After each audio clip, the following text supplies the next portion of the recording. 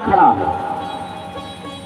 अभी इस चीज को जब महात्माओं ने देखा तो बोलने लगे कि इतने भारी समुद्र में इतना बड़ा पहाड़ कहां से आया, आखिर ये है क्या, कौन सा चमत्कार है।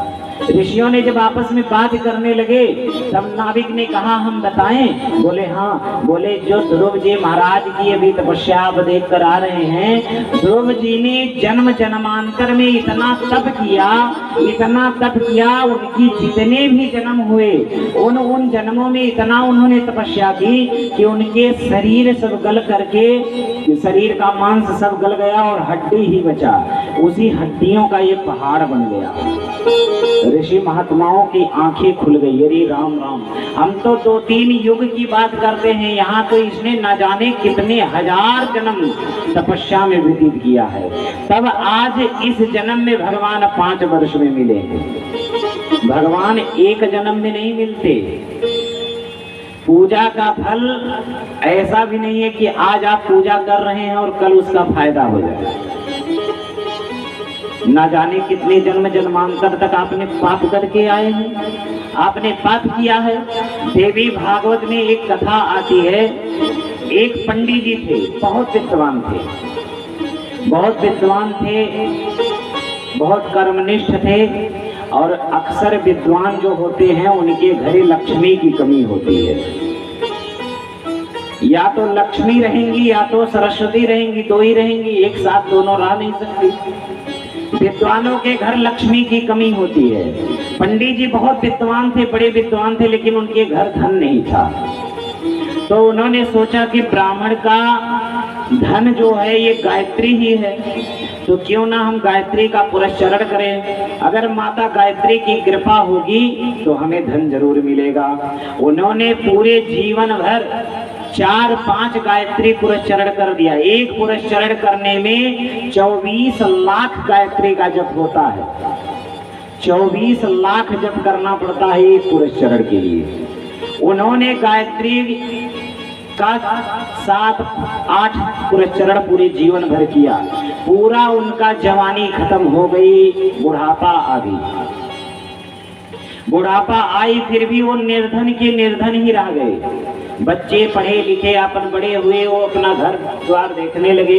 ये सोचे अब अंतिम बार चलो एक बार पुरस्चरण और कर देते हैं। गए जंगल में बैठ करके सोचे कि जैसे 7-8 बार किए वैसे एक बार और सही। एक बार उन्होंने और पुरस्चरण किया।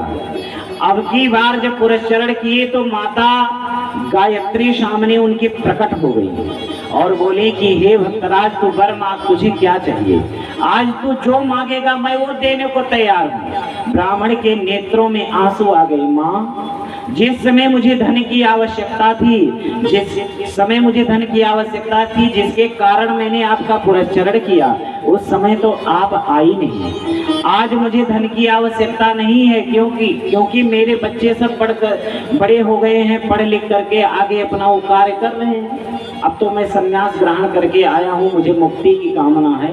लेकिन मैं जानना चाहता हूँ कि उस समय आप क्यों नहीं आई जिस समय मुझे धन की आवश्यकता थी, जिस समय मुझे धन चाहिए था उस समय आप क्यों नहीं आई। और आज मुझे धन नहीं चाहिए, कुछ भी नहीं चाहिए, तब आज आप अंतिम पुरस्चरण में मेरी प्रकट हो गई, ऐसा क्यों। माता गायत्री ने कहा, ब्राह्मण देवता एक बार अपने पीछे मुड़कर तो देखो। जब पीछे मुड़कर देखे तो जितने उन्होंने पुरस्चरण किए थे उतने कुंड जल रहे थे, उतने अग्नि के कुंड जल रहे थे। ब्राह्मण ने कहा, माँ इसका क्या अभिप्राय है। बोले कि इसका अभिप्राय ये है कि इतने जन्म जन्मांतर के तुम्हारे पाप थे, जो तुम्हारे द्वारा किए गए पुरस्चरण से वो जल करके राख हो गए। अब इस जन्म के क्या तुम्हारे जन्म जन्मांतर के सारे पाप नष्ट हो चुके हैं। अब जो ये पुरस्चरण तुम किए हो ये तुम्हारा पुण्य एकत्रित हुआ है। अब इस पुण्य से तुम क्या चाहते हो ये बताओ। आज लोग गए ज्योतिषाचार्य के पास, ज्योतिष गणित दिखाए, कुंडली दिखाए। उन्होंने कहा महामृत्युंजय करा लो, ये करा लो, वो करा लो।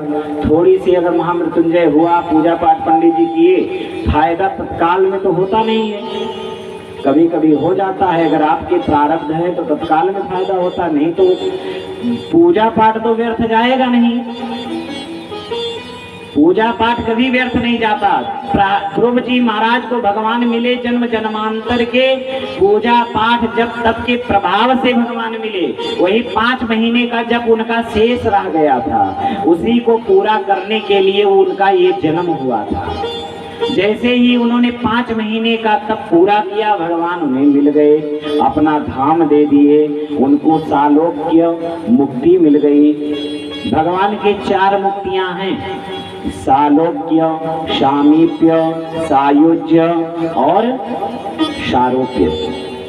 भगवान अपना लोक प्रदान कर देते हैं, ये सालोक्य मुक्ति है, इनको सालोक्य मुक्ति मिली है। शिशुपाल को भगवान अपने अंदर ही उसके तेज को विलीन कर लिए, शिशुपाल को सायुज्य मुक्ति मिली।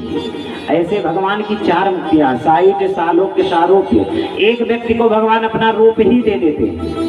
जैसे धुंधकारी की मुक्ति हुई तो वो भगवतमय बन के चला गया, उसकी सारूप्य मुक्ति हुई। और सालोक्य मुक्ति भगवान अपना लोक प्रदान करते हैं। सामीप्य मुक्ति भगवान अपने घर में, अपने लोक में अपना पार्षद बना करके उस भक्त को रखते हैं, वो सामीप्य मुक्ति है। भगवान के समीप वास करो। आगे परीक्षित जी महाराज से सुखदेव जी कहते हैं, परीक्षित, इस पृथ्वी पे बहुत से द्वीप हैं, बहुत से इस पे। एक बार क्या था कि पृथ्वी पे एक ही समुद्र था, तो उन्होंने देखा एक छत्र पृथ्वी है और प्रियव्रत के 7 पुत्र थे। तो प्रियव्रत ने सोचा कि हमारे 7 पुत्र हैं और पृथ्वी एक ही खंड में है, तो क्यों ना इसे 7 भागों में विभाजित कर दूं, और ये रात्रि होती ही क्यों है, रात्रि होने ही ना दो। उन्होंने तपस्या करके सूर्य भगवान से एक ऐसा तेजोमय रथ प्राप्त किया, उसी तेजोमय रथ पे वो बैठ करके पूरी पृथ्वी पर भ्रमण किए। 7 परिक्रमा पृथ्वी की किए तो 7 द्वीप हो गए।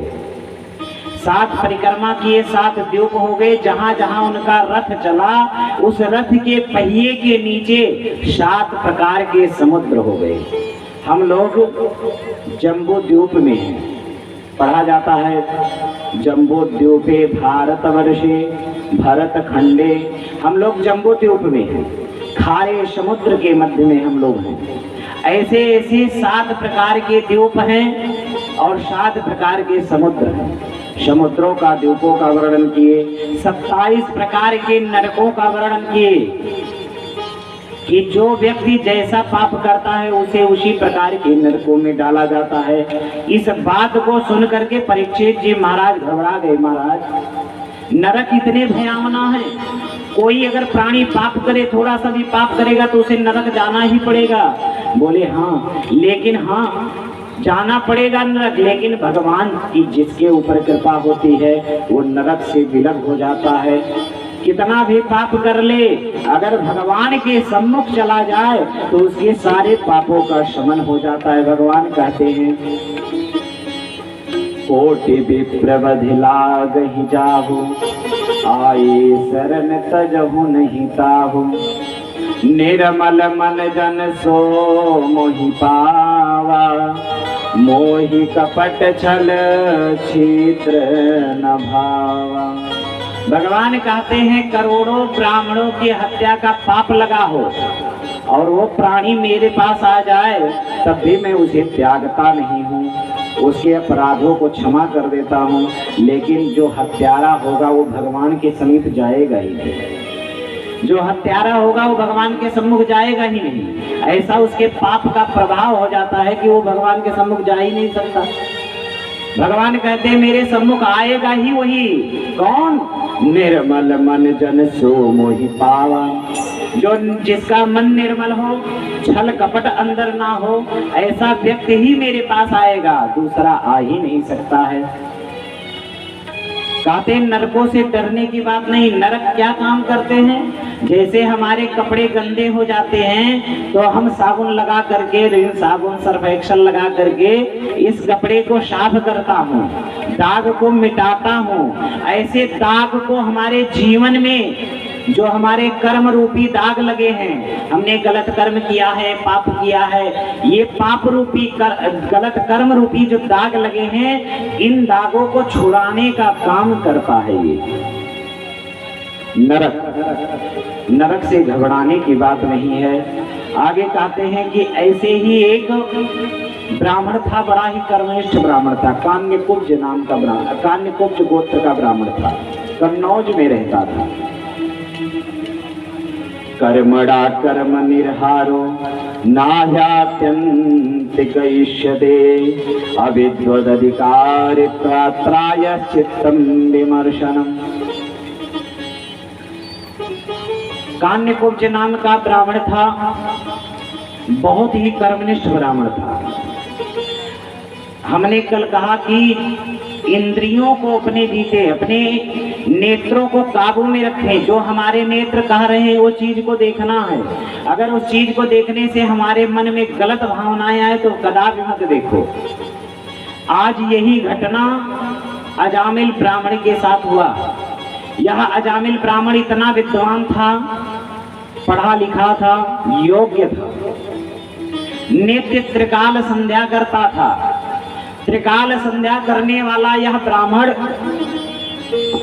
एक दिन क्या हुआ, गया नदी में स्नान करने, स्नान करके नदी में संध्या इत्यादि करके वहां से जल लेकर के आ रहा था अपने घर को। इसके घर में पत्नी थी, बच्चे थे, पिताजी थे, माताजी थी, पूरा परिवार था। आ रहा था, सामने देखा कि एक गड़िका किसी पराये पुरुष से रत है, प्रेम कर रही है। नंग धड़ंग दृश्य को उसने देख लिया, उसकी अश्लीलता को उसने देख लिया।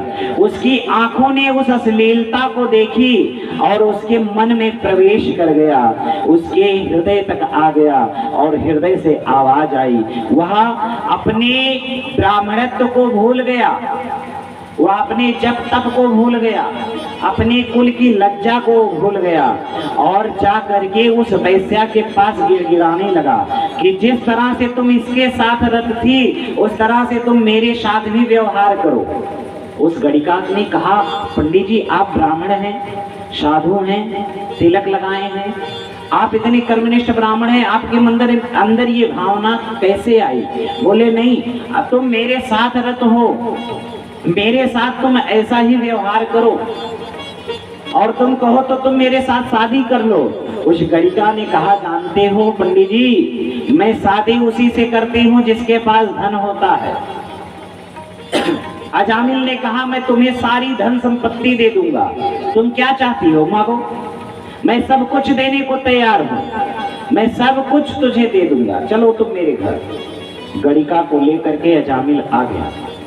घर पर आया, गड़िका ने देखा कि एक और स्त्री इसके घर में है। गड़िका ने कहा, ये कौन है? बोली, ये मेरी पहली पत्नी है। उसने कहा, तब तो मैं रहूंगी ही नहीं, किसी के साथ मैं अन्याय नहीं करने वाली। अरे जब तुम्हारी पहली पत्नी है तो मुझे पत्नी बनाकर क्यों लाए? अब तो उसका ही अधिकार होगा, मैं जा रही हूँ।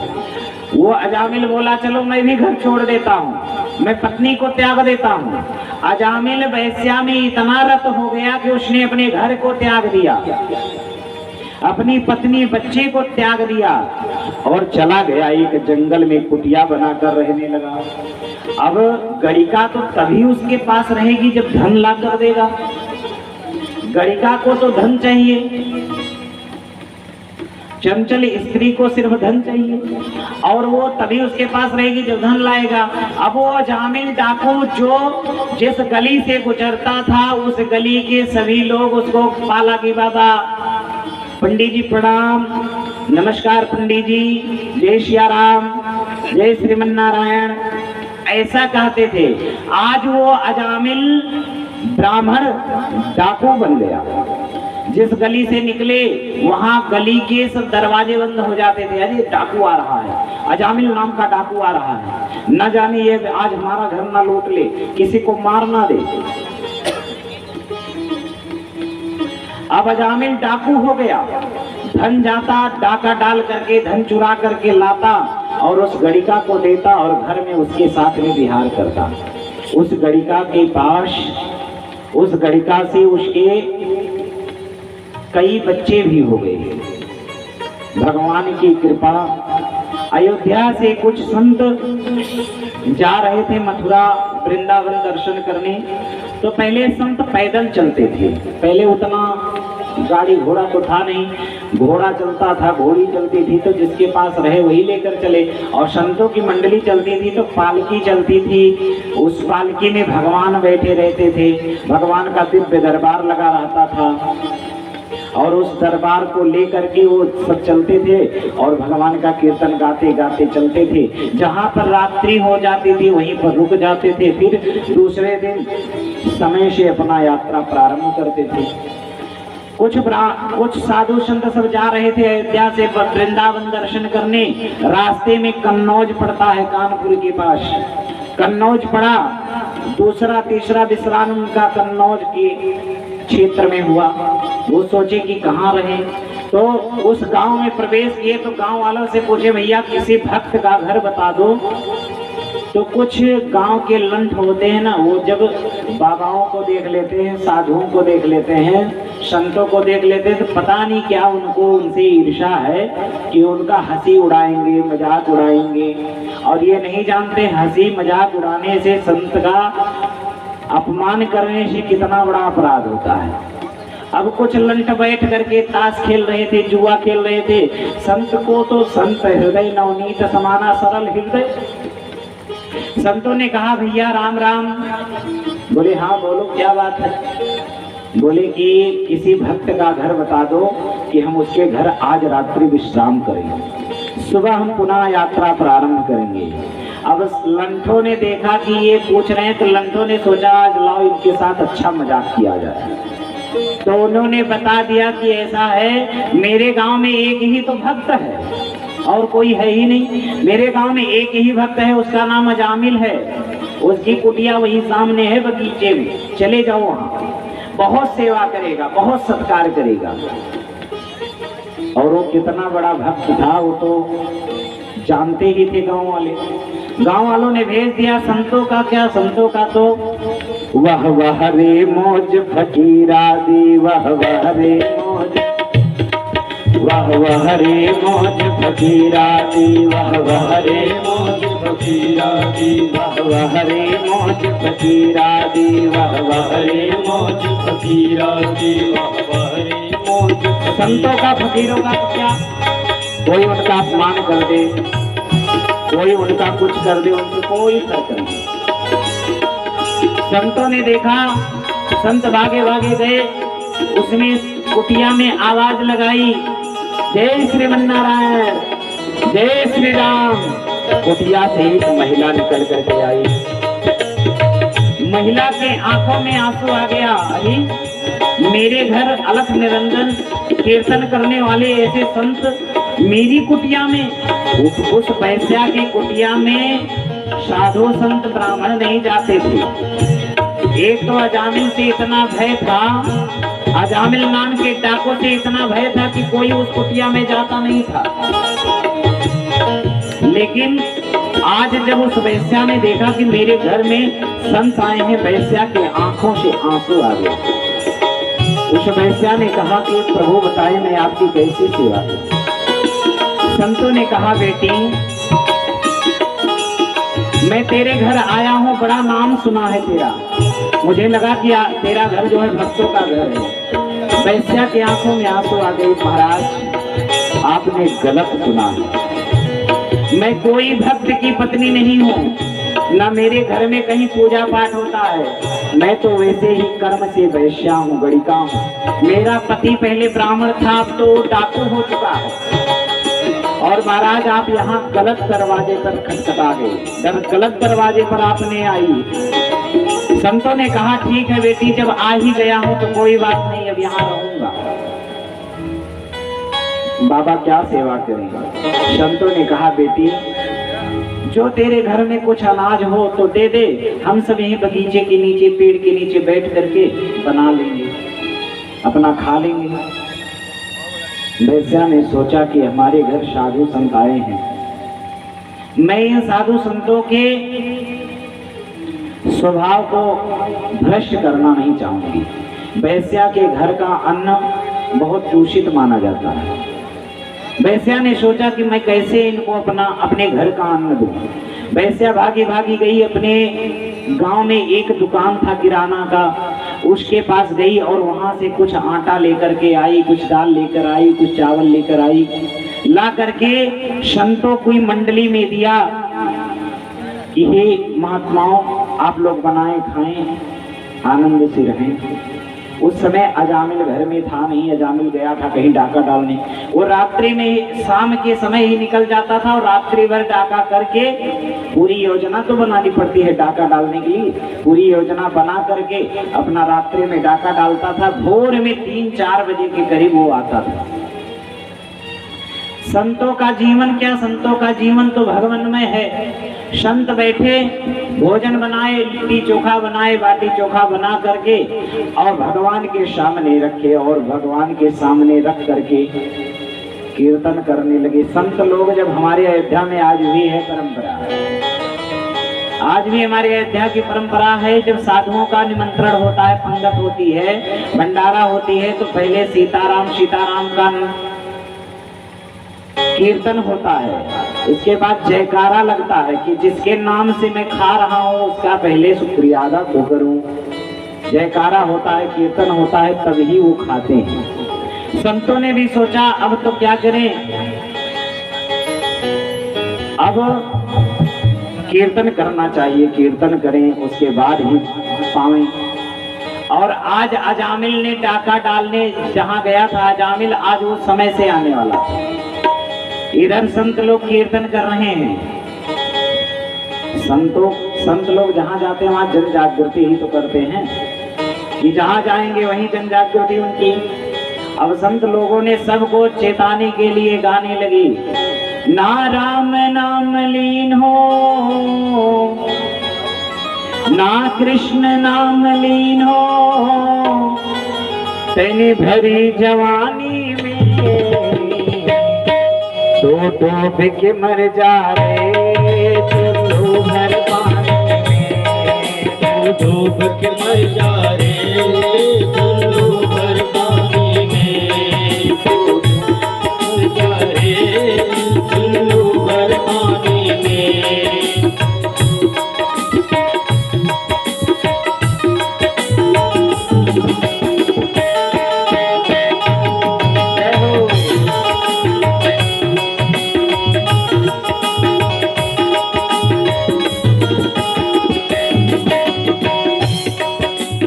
खायो माटी में मिल जाए गो माटी में, खायो माटी में मिल जाए गो माटी में, खायो माटी में मिल जाए गो माटी में, खायो माटी में मिल जाए गो माटी में। एक दिन तेरी काया टस जाएगी कांटे में, एक दिन तेरी काया बच जाएगी माटी में, एक दिन तेरी काया